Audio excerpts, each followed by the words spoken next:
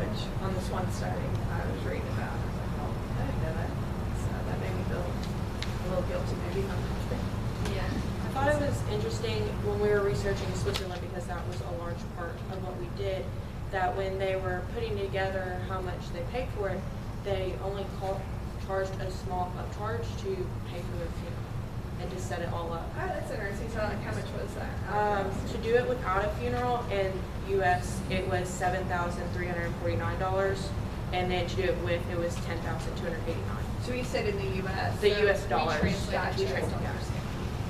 Huh. So from francs to.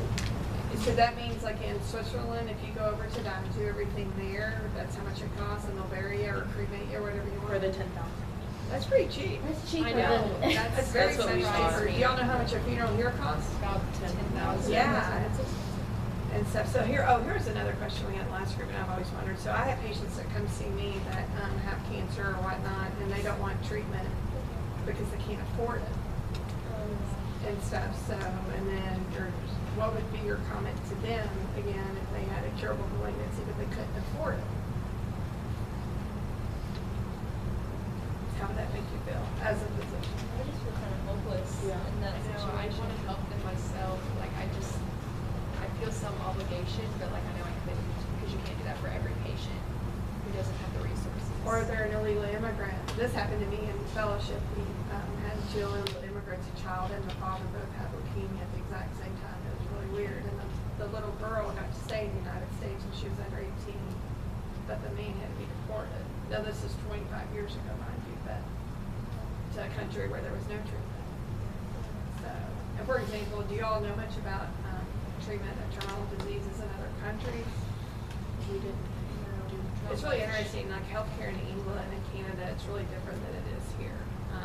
You know, you may wait in Canada and you'll be dead by the time you get to that doctor's appointment for your leukemia for a bone marrow transplant. And they don't really move you up that quickly, I can tell you that. And in England, certain lung cancers, they don't even treat if it's stage 4. If you have brain metastasis, they will not treat. So it's pretty interesting how that is. So. I was talking about depersonalizing. The tendency to the disease makes you kind of lose your personhood. And I had a patient earlier this week with it was a question about feeding tube. It's one of the things that I do, and I found myself talking to his life instead of him. And I thought, look at me, look at what I'm doing. I'm treating him like he's not even here anymore. And sometimes as a physician, that's also a coping tool because you get attached to these people. Yeah. And it's sort of like parents. But he has brain meds, I guess was the cool Right. made me think of it. Yeah. Yeah, because you'll even see parents, when I take care of young women with breast cancer or small children, they'll even detach themselves from the child, where they don't talk to that child as much anymore. And it's really interesting to watch. It's their protective mechanism, thinking that that child won't like them as much when they die. So there's things like that you'll see happen too. Have you had a lot of patients who like have come like to get treatment but they couldn't afford it all? More than you would think. And so what I do, my business is, you know, like for example, UK gets federal funding and state funding, but I have to say, for the most part, I've usually been able to find an organization, or in the Commonwealth, there are certain malignancies, for example, pancreatic and lung cancer, you get fast track to a medical card regardless. But some of the drugs, I don't know if y'all realize, especially in lung cancer, I mean, they're super duper expensive. Yeah. So the drug companies, the ones y'all see on TV, the Keytruda, and the ones where they're running along the field the woman is with lung cancer, those companies do a good job of giving you the drug for free and stuff. So, but no, there's been a few, but a lot of times those patients though don't know those options exist, or they won't come back to you because they don't understand that, or they don't come to begin with until it's already too late, where you know you would have known a while back. For cancer, you know, I have found cancer, it seems like the resources are a little bit more there than there are for other kinds of medical disorders that might be just as life-threatening or whatever. So, for example, gas money to get to and from appointments is like huge for patients. Especially gas is $2.50 a gallon. Yeah. So, like the American Cancer Society, I think they have a Gas program or cards. whatever, but there's nothing similar for ALS. you know, ALS or like your lungs are terrible. Yeah, you know, idiopathic pulmonary fibrosis. yeah, you're on your own. You're lucky for it.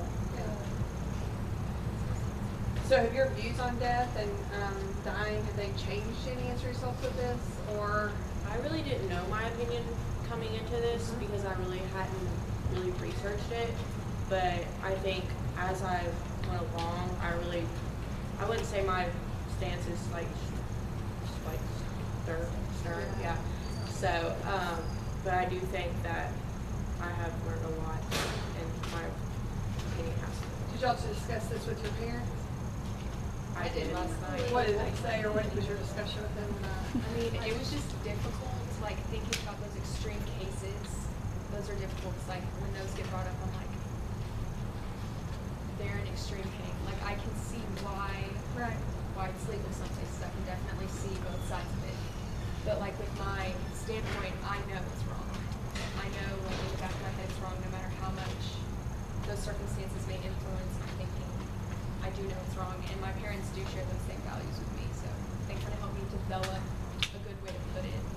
So I'd encourage you to just discuss with them living wills and advance directives, even though, I mean, just to say, hey, you're healthy now, but what if? Yeah, so instead of like going out and doing something fun this weekend, why don't y'all sit down and figure out what you're gonna do when everybody gets old and decrepit? Exactly, that's important. So, you want me to come on the ventilator, what do you want? We just need to have this now. No, but I totally agree. I think people should decide when you, not in the 11th hour. Yeah. People should think about these things early on, because it's not the domain only of older frail people. Because Terry Schiavo, like you said, she was 25 Exactly. when that happened to her, and so it was really, that was to me a very interesting case to read it, because how it transgressed over all those years and stuff, and she was in a vegetative state, and then you always see in the news once every 2 or 3 years somebody just woke up after 30 years, and you're like, Yeah, there was one this week. I saw that too. See, because then you hear stuff like that, and it's just so conflicting. Yes, it is, and stuff, and so I thought, oh my gosh. Yeah. So have those discussions as well. But what other questions do y'all have? What are your all's views